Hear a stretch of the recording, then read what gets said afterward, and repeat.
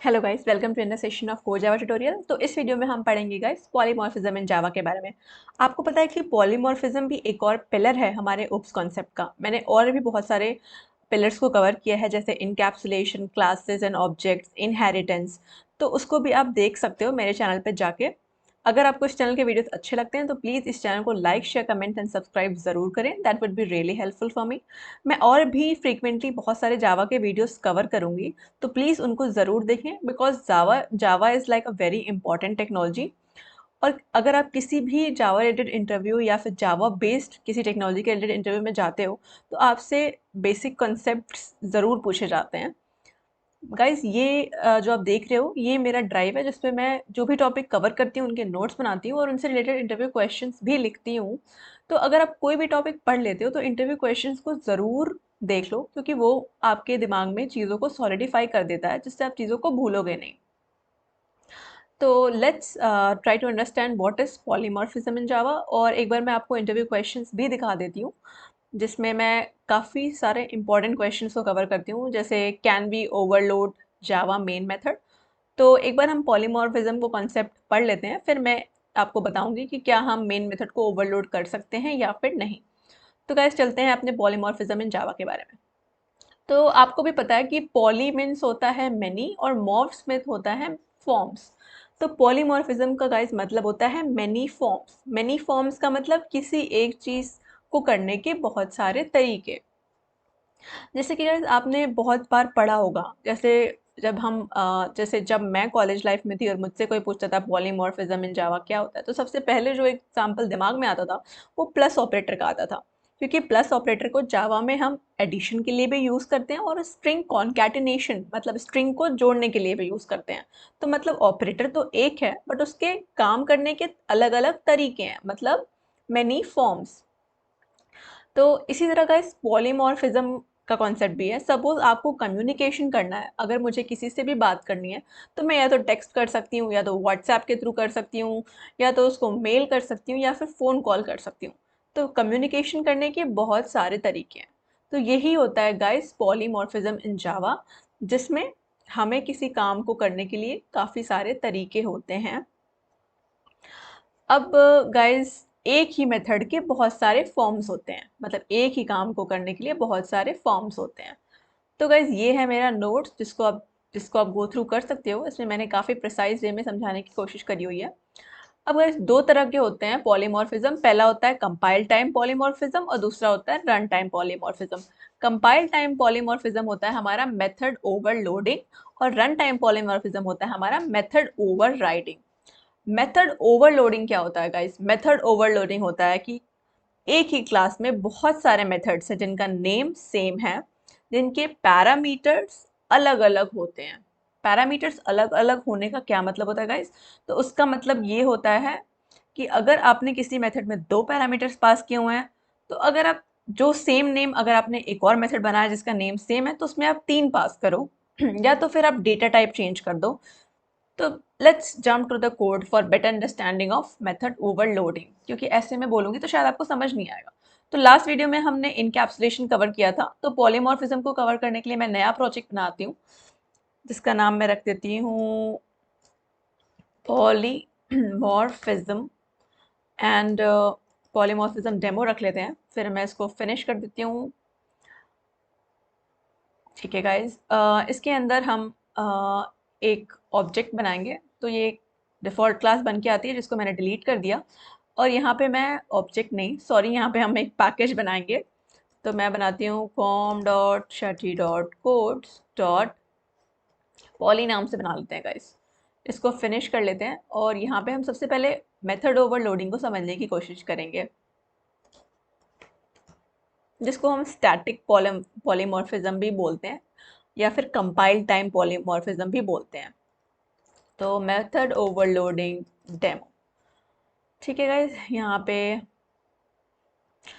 अब guys method overloading क्या होता है वो हम एक बार देखने की कोशिश करते हैं। तो सपोज गाइज मैंने दो इंट नाम के वेरिएबल्स डिक्लेयर किए हुए हैं।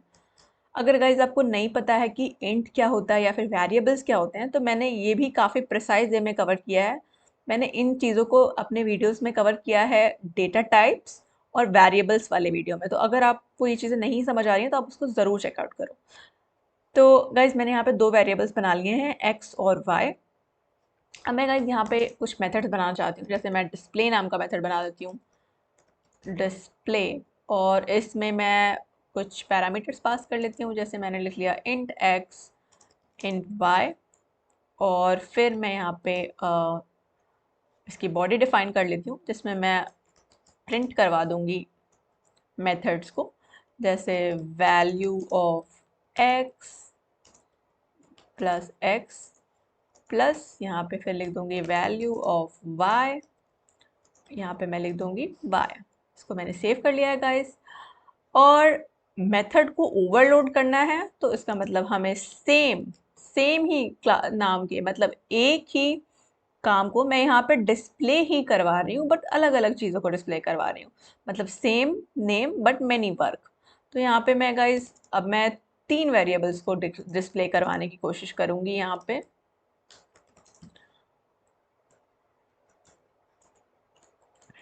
यहाँ पे मैं मेथड की बॉडी बना लेती हूँ। यहाँ पे मैंने z को डिक्लेयर नहीं किया है, तो मैं यहाँ पे z को डिक्लेयर कर लेती हूँ। फिर गाइज मैं यहाँ पे भी सेम काम करूँगी, मैं यहाँ पे इन मेथड्स को दिखाने की कोशिश करूँगी। तो यहाँ पे मैंने कॉपी किया और यहाँ पे मैंने पेस्ट करा और यहाँ पे मैं लिख लूँगी वैल्यू ऑफ z।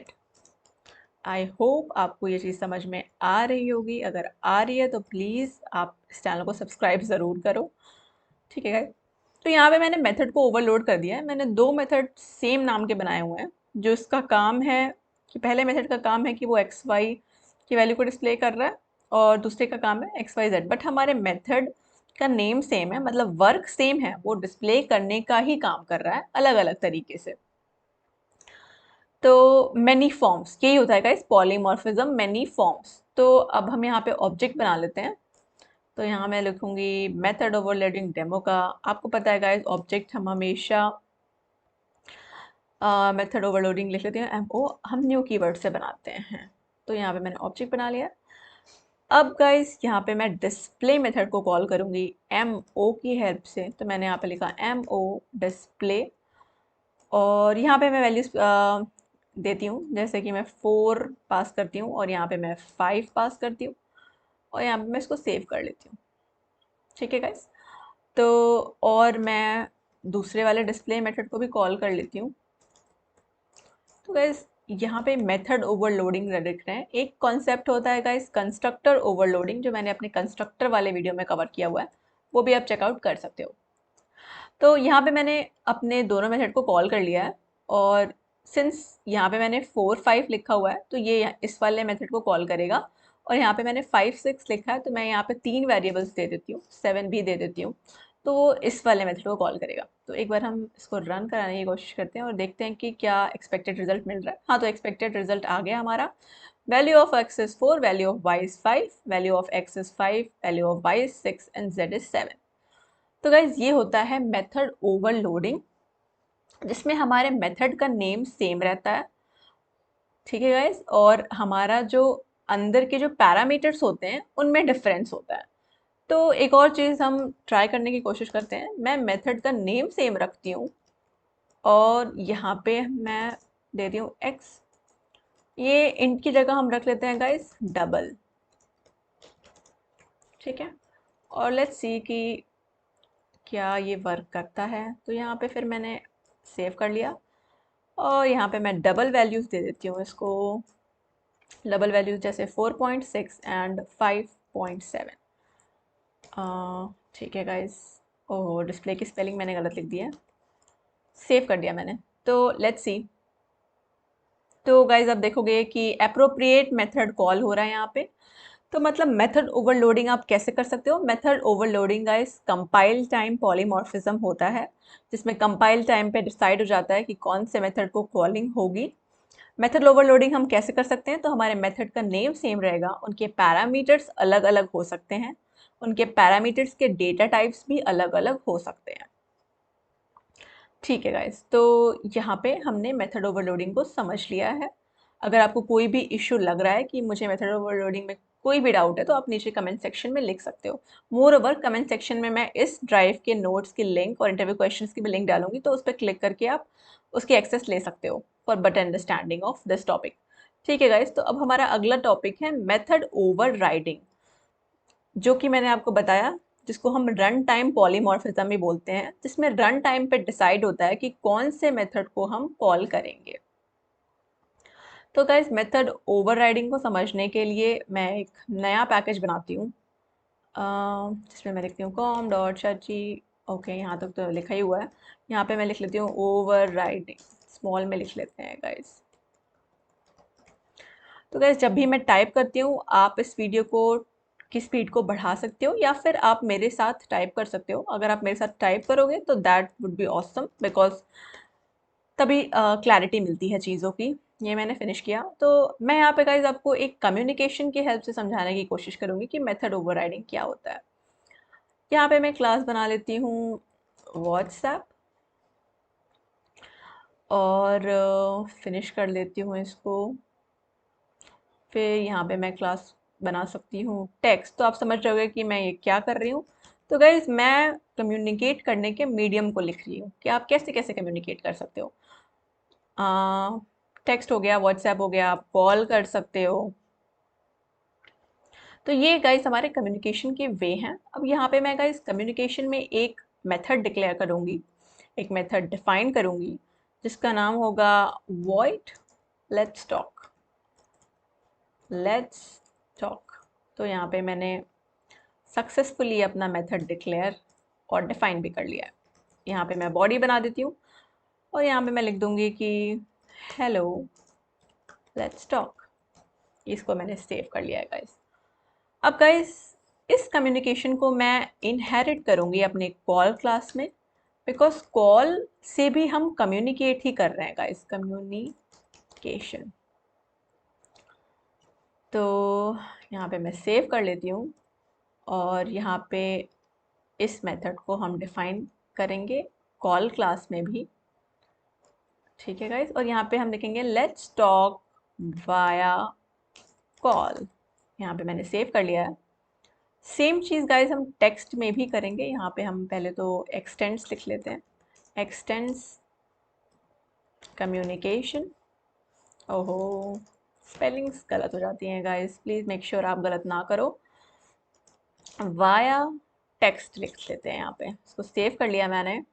व्हाट्सएप में भी मैं सेम काम करूँगी गाइस, एक्सटेंड्स कम्युनिकेशन। कम्युनिकेशन की स्पेलिंग सही है इस बारी। और यहाँ पे मैंने लेट्स टॉक को पेस्ट किया और यहाँ पे लिख लिया वाया व्हाट्सएप। ठीक है गाइस, सेव कर लिया हमने। यहाँ पे हम एक मेन मेथड बना लेते हैं जिसका नाम होगा डेमो, डेमो ओवरराइडिंग। ठीक है, यहाँ पे मैंने मेन मेथड बना लिया है। ठीक है गाइस, तो अब मैं आपको दिखाती हूँ रन टाइम पॉलीमॉर्फिज्म। सबसे पहले तो गाइज मैं कम्युनिकेशन क्लास का ऑब्जेक्ट बनाती हूँ। ऑब्जेक्ट बनाना आपको पता होगा, न्यू कीवर्ड की हेल्प से हम ऑब्जेक्ट बनाते हैं गाइज। यहाँ पे मैंने कम्युनिकेशन को कॉपी कर लिया और यहाँ पे पेस्ट कर लिया है और यहाँ पे मेरा ऑब्जेक्ट तैयार है। तो गाइज मैं अपने इस ऑब्जेक्ट की हेल्प से, ठीक है, मेरी पीसी की बैटरी लो हो रही है, इसको मैं क्लोज कर देती हूँ।